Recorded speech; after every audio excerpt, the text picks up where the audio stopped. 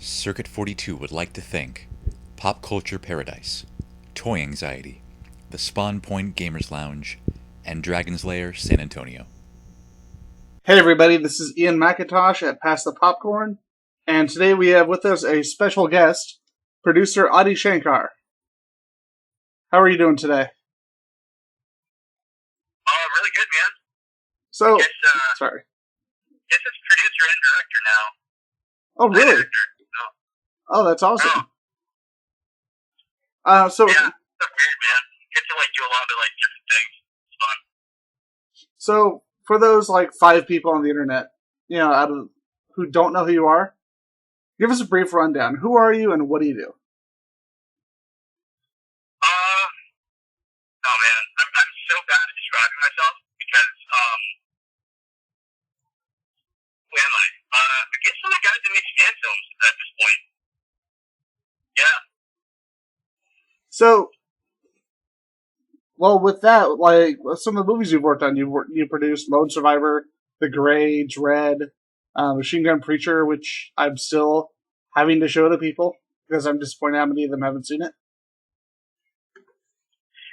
Yeah, that movie was kind of a disaster in terms of distribution because literally no one saw it. Literally no one saw it. And it was marketed to the wrong audience too. I mean, it wasn't really marketed, but it was marketed. It was marketed to the wrong people. So it was really confusing. Well, was it? I know that movie was. You didn't work on this one, but the movie All the Boys Love Mandy Lane. That was a movie that should have never been test marketed. It had this big following, and testing it was probably the worst thing that they could have done by giving it to some fucking mall audience. Yeah, yes, it is a disaster. I don't know. I'm glad the movie was dying because of stupid shit like that. So one of the big things I wanted to ask you about. I know a lot of people have talked about this, but it's something that we've wanted to bring up. It's something a lot of our fans have wanted us to bring up too, and that's how the fan films that you've been making, the fan films that you've been producing, like the Power Rangers, and one of my favorites, Venom: Truth and Journalism, which I don't see nearly enough people talking about. Yeah, it's because I think it's kind of more of a niche one. It makes sense to me, while I was making that, I was also making a movie at the exact same time called The Voices, which is a dark comedy, dark serial killer comedy, with Ryan Reynolds. And they're both very similar, not stylistically, but tonally. Sorry. No, that's it. That was my point. I was going to say, I really like The Voices, and that was a movie. I don't know why. I understand why it didn't get a wider release, just because of how dark the tone was and how different it was from other stuff Reynolds had done.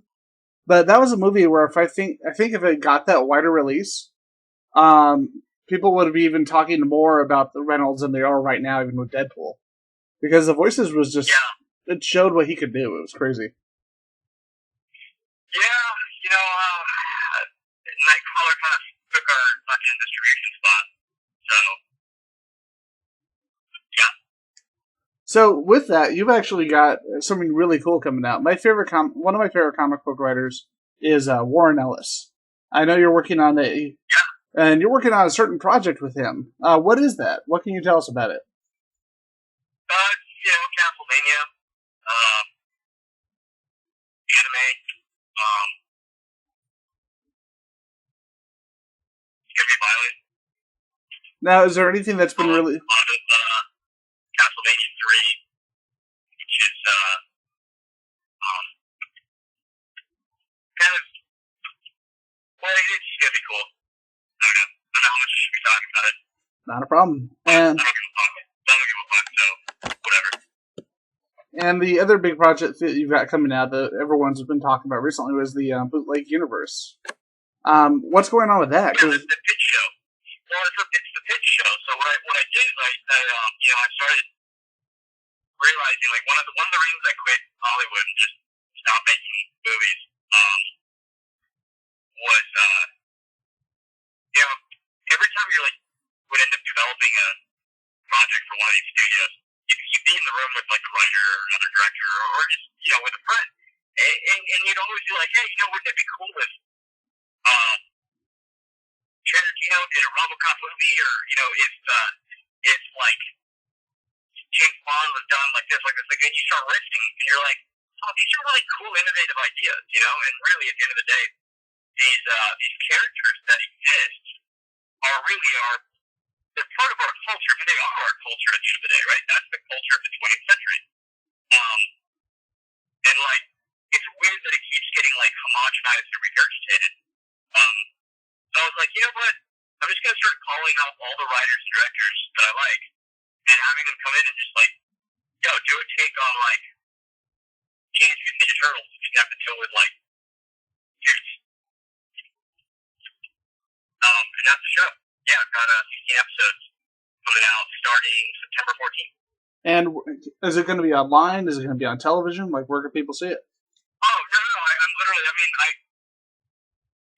flirted with the idea of like a split second of like doing it with one of the, you know, TV networks or something. But I was like, you know what? I'm just going to throw it on my YouTube channel so that people can watch it free. Because it really didn't cost me a whole lot of anything to make these.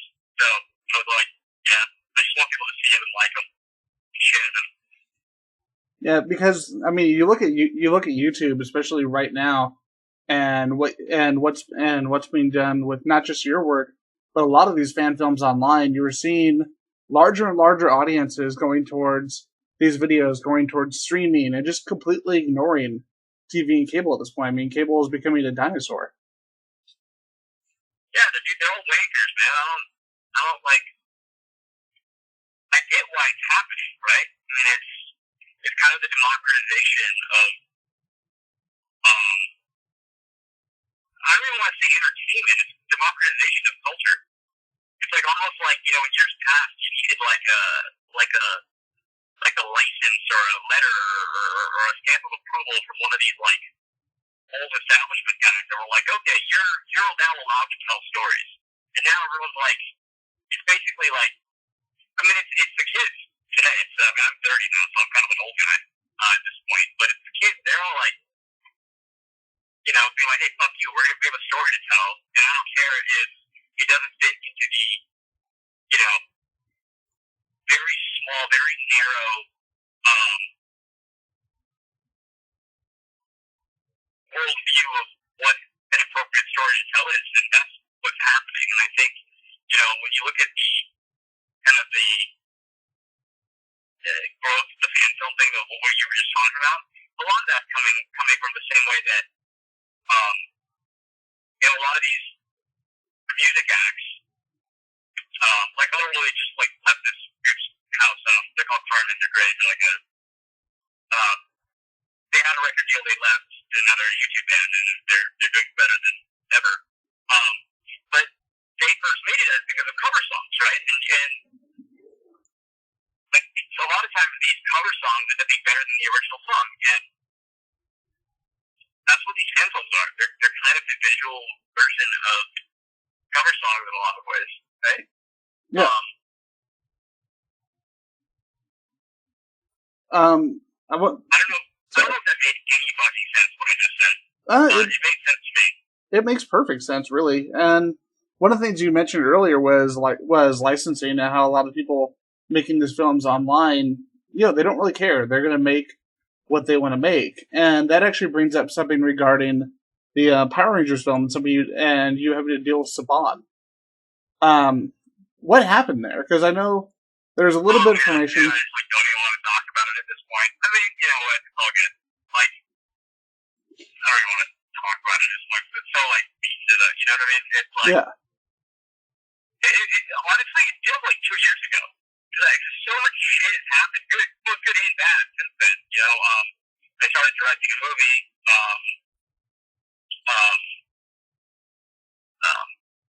I've just been creating so many things since then. So it's like, you know, actually feels like a lifetime ago.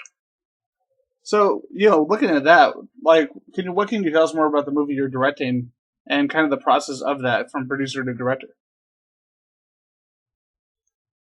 in some ways, it's really not that different. So I'm just, I don't know. You know what? This is something I'll be able to like very articulate, very clearly articulate in about a year after I've been through the whole process, the release and whatnot, right? Yeah. But I guess right now, I mean, it's kind of hard to articulate how it's any different than. I guess what I'm saying is I don't know. That makes perfect sense, though. It's like when you're at a job or a company and you end up moving into that new position, and someone's like, and it'd be like someone asking you on your first day, "So, what do you think of the job compared to your other job? This position compared to your other position?" And it's like, "Yeah, I just got here, so I'm not completely sure yet, but I'll tell you later." Exactly, it's exactly how I feel. So, one of the big questions I've been wanting to ask is this has been, with you and your work. Like I feel, and I know a lot of people online have said this too, that you kind of came out that it almost seemed like you almost came out of nowhere and started working on all of these projects at definitely by studio standards at a really young age. How did that happen? Yeah, How did you break in? I got my first movie. My first movie happened when I was 22. It's crazy. It was completely insane. I was completely in over my head. But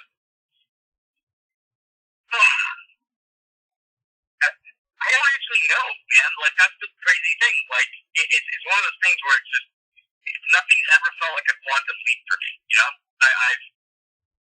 I've never, kind of sat there and been like, oh my god, like, this is gonna take me, like, to another place. I've just been doing stuff. And I think the weird thing is it's just, because I started younger, I've been just doing stuff a little bit longer. So I kind of have a quote unquote full career under my belt.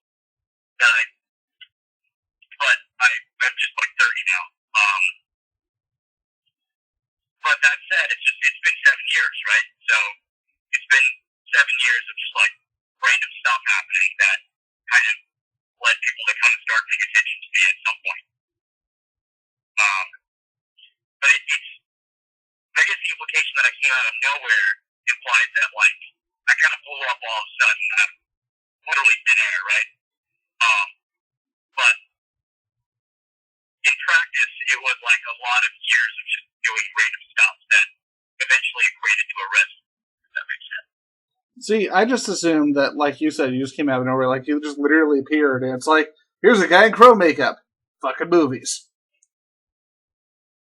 Yeah. Wait, you're saying that's not how it happened? See, now I'm disappointed because I thought you were a crow makeup magician. Right, like I literally like a portal opened and I walked out. And I was like, I've been sent from the future to ruin all your intellectual property, you fuck. No, it didn't happen. So what can you tell us in terms of, like we already talked about Castlevania, we talked about the, and I just totally forgot my words. We talked about the bootleg universe. What else can you tell us in terms of projects you got coming up? I don't think I can say anything yet. It's not because, like, I don't want to, but, like, if there was something to, like, say that was interesting, I would totally say it right now. But when things aren't, like, sure, I don't really, like, be like, yo, I had a conversation about this and it might happen. Yeah. And then I just sound like a cheese dick. And you're just like a cheese dick, and I don't want to be one of those guys.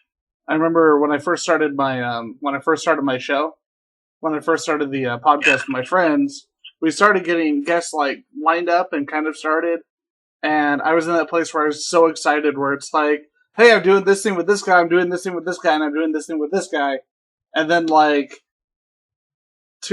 one or two of those things would actually happen, and so now I'm at a point where unless it's 99 to 100% confirmed, I don't even say anything because I don't want to tell everybody, oh yeah, we're doing 80 billion projects, and then like 10 actually are confirmed.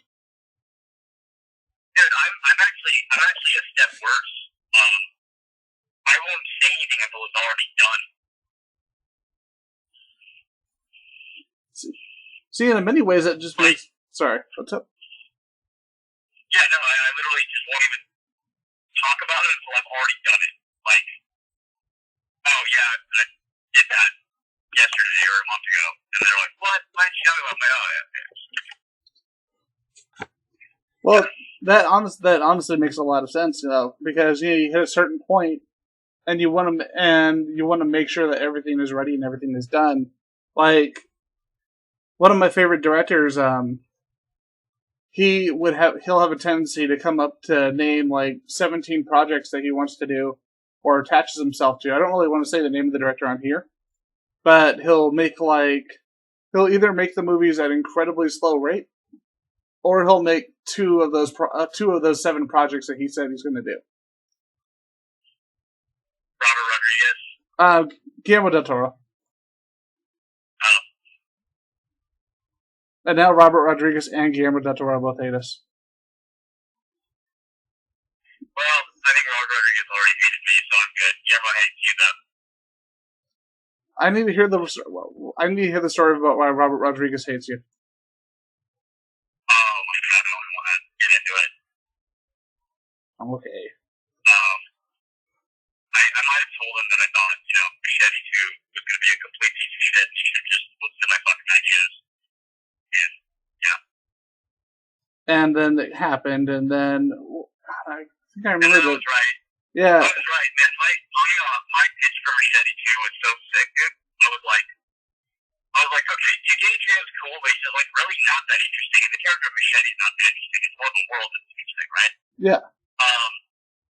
So I was like, alright, let's call it Machete 2. The Hunt for Machete. And it's about, and I'm like, dude, what you're really good at doing is, like, getting guys that don't normally star movies to be cameos. So why don't we just get, like, a bunch of, basically, you got the world's top badasses in a room together. They've been brought together by, this secret agent, military type. And he's like, hey, you're now a team. You're basically the Suicide Squad. We need you to pull off this mission because there's this world leader and he's going to do all this crazy shit.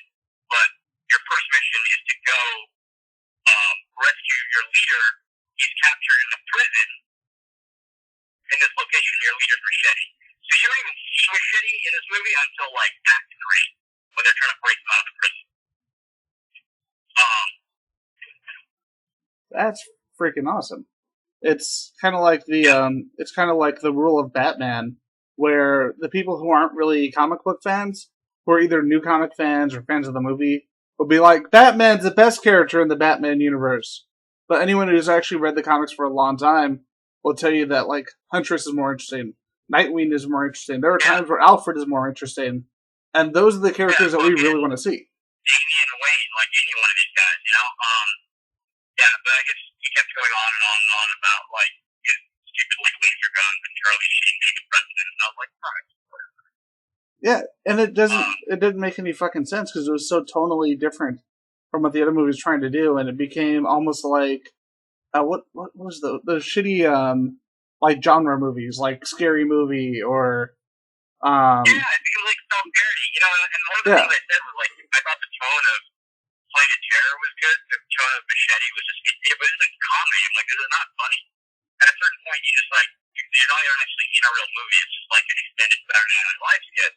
Oh, and you weren't even going to direct it, right? It was going to be like, I wanted Phil Joanna to direct it, who directed Dirty Laundry. And I was like, this is going to be cool, right? So, like, Phil will direct it, we'll have the right tone, it'll be super serious with that grindhouse aesthetic. But I guess he just decided he wanted to, do it himself, and, that ended that franchise, or whatever he's trying to do. So, speaking of that... Wow, now this guy's great, thank you. Now you just reignited, like, age-long beef. See, and that's so stupid. It's like, you make a suggestion to a guy, and then he like has this huge issue with it. It's like, really, it's a suggestion from one creative person to another.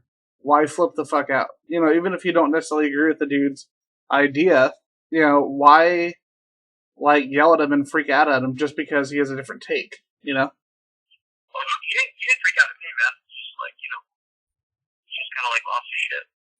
I didn't see him with shit. Just kind of like, It's just, I don't know, man. It just strikes, as someone who hasn't been a part of that system at all, it just strikes me as so weird that someone would take something like that so personally. Yeah. So you mentioned Punisher Dirty Laundry, and instead of doing what I bet a lot of people have done and ask you about like specifics on every fan film, I just want to know what it was that made you want to come up with the bootleg universe, and what kind of started that whole situation. Because it's worked out really, really well for you. I had this idea in high school, actually. It was really weird.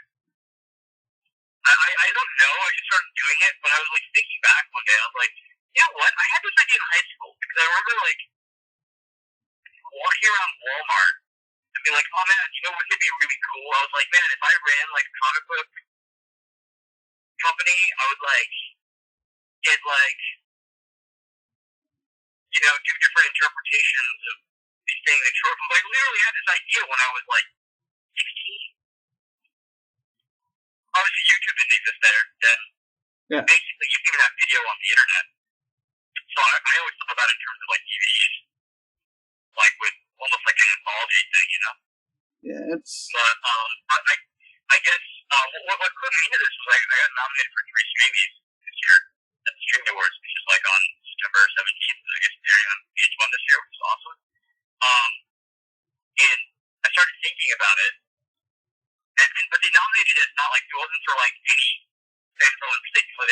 They called the category Adi Shankar's bootleg universe, and I was like, what the fuck? And they were like, well, you're not actually making these fan films. You're making an anthology series in which you're show running the creative director. You're like, oh, okay, that makes sense. And then I like remember thinking about this when I was 16, and I'm like, oh my god, I like subconsciously did what I was thinking about when I was 16. That's pretty damn awesome. I had I used to write a lot, and I honestly need to start writing more. But when I was in high school, I had taken a creative writing class, which apparently everybody failed but me, and that was my fault according to everyone in that class. But our teacher came up with an idea that was basically fan fiction. She told everyone, hey, take a character from an established universe and tell your own story within that universe. And this was like before fan fiction had become like a huge thing, before fan films. This was like pre-Batman Dead End, so really the fan films were not getting as much attention yet. And so it was kind of crazy because she was basically having us do fan fiction. And I took the characters from Daredevil. Huh? Wow. That's sick, man. And but Andy Warhol made a Batman fan film back in the day, right? Oh, yeah, I remember that. It was really interesting. Yeah. Dude, I think we're out of time, right? Sure. Well, yeah. with that, let's wrap it up. So, where can people find you on the internet? Yes, like YouTube or my Facebook page, where I started weirdly posting a lot of shit. So, yeah, YouTube or Facebook. And I hate Twitter, and I don't really use it. I only use it to see what Joseph Cohn's tweeting, which is hilarious. Actually, don't follow me on Twitter. Follow Joseph Cohn. He's awesome. See, for me, before we wrap it up, I just don't have the patience to fit within a certain letter of characters, so I just stopped using it a long time ago. Yeah. All right. Well, with that, let's bring the show to a close. Adi, thank you for coming on. It was definitely a lot of fun bringing you on the show. Thanks, man. All right, and with that, keep listening to Pass the Popcorn, or we're going to send Adi after you. He has lots of weapons and violence. We've seen his movies. We know this is true. Yep.